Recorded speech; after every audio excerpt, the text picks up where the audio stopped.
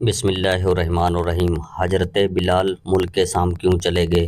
نبی کریم حضور صلی اللہ علیہ وسلم کے دنیا سے پردہ فرمانے کے بعد حضرت بلال حبشی شام چلے گئے اور وہیں جا کر ایک عرصے کے بعد خواب میں نبی کریم حضور صلی اللہ علیہ وسلم کی زیارت ہوئی۔ آپ صلی اللہ علیہ وسلم نے فرمایا، بلال ہم سے ملنا کیوں چھوڑ دیا ہے؟ آنکھ کھلتے ہی بلال مدینہ کے لیے روانہ ہو گئے۔ کئی دنوں کی مسافت کے بعد حضرت بلال مدینہ منورہ پہنچے، مسجد نبوی میں حاضری دی اور روضہ رسول پہنچے، وہیں بے ہوش ہو کر گر پڑے۔ ہوش میں آئے تو اہل مدینہ نے کہا، ایک بار وہی اذان سنا دیں۔ سرکار کے زمانے والی حضرت بلال نے معذرت کی، وہ اب مجھ سے برداشت نہیں ہوگا۔ لوگوں نے حسنین کریم سے کہلوایا، اب انکار کرنا ناممکن تھا۔ حضرت بلال نے اذان شروع کی تو اہل مدینہ رو پڑے، دل قابو میں نہ رہے۔ پیارے آقا صلی اللہ علیہ وسلم کا زمانہ تازہ ہو گیا، عورتیں بچے سب مل کر آئے، غم کے نڈھال بے قرار ہچکیاں بندھ گئیں۔ اب حضرت بلال نے کہا، محمدن رسول اللہ۔ لوگ چیخ مار کر رونے لگے۔ حضرت بلال کی نظر ممبر رسول پر پڑی، ممبر رسول خالی تھا، سرکار نہیں تھے۔ خالی ممبر دیکھ کر حضرت بلال گر کر بے ہوش ہو گئے، اذان مکمل نہ کر سکے۔ ہوش میں آ اٹھے تو روتے ہوئے شام کی طرف روانہ ہو گئے۔ اعلان نبوت کے چند روز کے بعد نبی کریم حضور صلی اللہ علیہ وسلم ایک رات مکے کی گلی سے گزر رہے تھے کہ انہوں نے ایک گھر سے کسی کے رونے کی آواز آئی۔ آواز میں اتنا درد تھا کہ آپ صلی اللہ علیہ وسلم بے اختیار گھر میں داخل ہو گئے۔ دیکھا ایک نوجوان جو کہ حبشی معلوم ہوتا ہے، چکی پیس رہا ہے اور زوروں قطار رو رہا ہے۔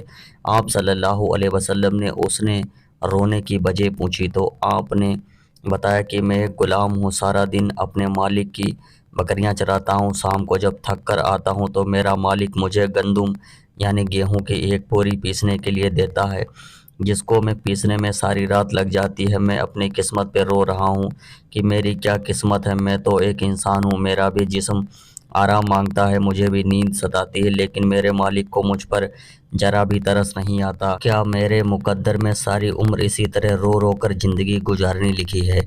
نبی کریم حضور صلی اللہ علیہ وسلم نے فرمایا کہ میں تمہارے مالک سے کہہ کر تمہاری مشقت کو کم نہیں کروا سکتا، کیونکہ وہ میری بات نہیں مانے گا۔ ہاں، میں تمہاری تھوڑی مدد کر سکتا ہوں، تم سو جاؤ اور میں تمہاری جگہ چکی پیستا ہوں۔ وہ غلام ہوا اور شکریہ ادا کر کے سو گیا۔ آپ صلی اللہ علیہ وسلم اس کی جگہ چکی پیس رہے تھے، گندم ختم ہو گئی۔ آپ صلی اللہ علیہ وسلم اسے جگایا اور بغیر واپس تشریف لے گئے۔ دوسرے دن آپ صلی اللہ علیہ وسلم وہاں تشریف لے گئے تو اس غلام کو سلا کر اس کی جگہ چکی پیستے رہے۔ تیسرے دن بھی یہی ماجرا ہوا، آپ اس غلام کی جگہ ساری رات چکی پیستے، صبح خاموشی سے اپنے گھر میں تشریف لے جاتے۔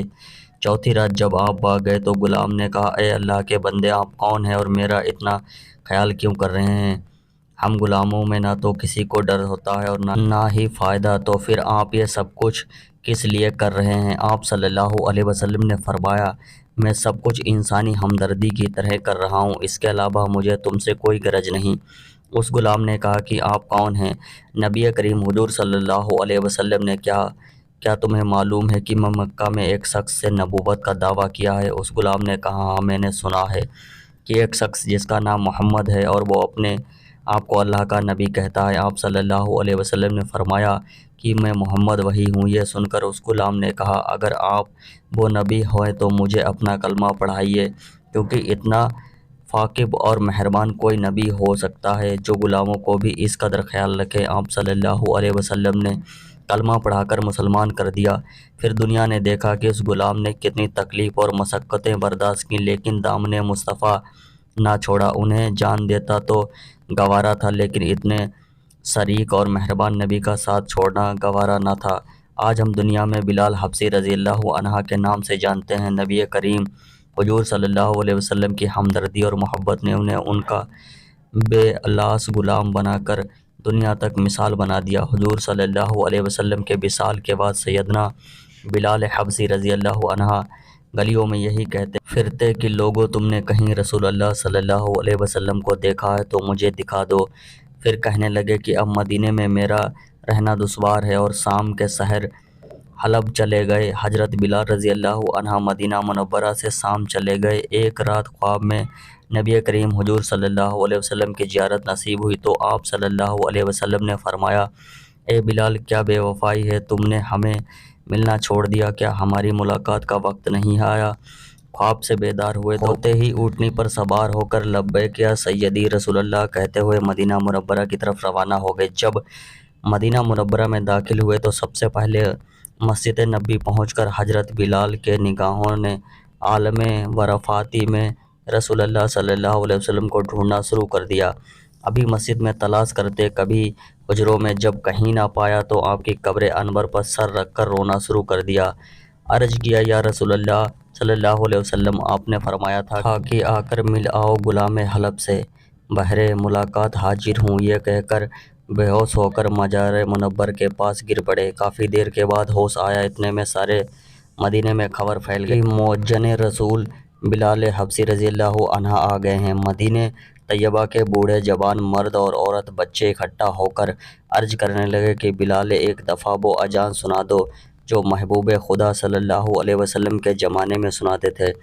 آپ رضی اللہ عنہ نے فرمایا کہ میں معذرت آئی ہوں، کیونکہ جب میں اذان پڑھتا ہوں تو اشہد ان محمد رسول اللہ کہتے وقت آپ صلی اللہ علیہ وسلم کی زیارت سے سرفت ہوتا تھا۔ اب آپ صلی اللہ علیہ وسلم کی دیدار سے اپنی آنکھوں کو ٹھنڈک پہنچاتا ہوں، اب یہ الفاظ ادا کرتے ہوئے کسے دیکھوں گا؟ بعض صحابہ اکرام نے مشورہ دیا کہ حسنین کریمین سے سفارش کروائی جائے، جب وہ حضرت بلال کو اذان کے لیے کہیں گے تو وہ انکار نہیں کر سکتے۔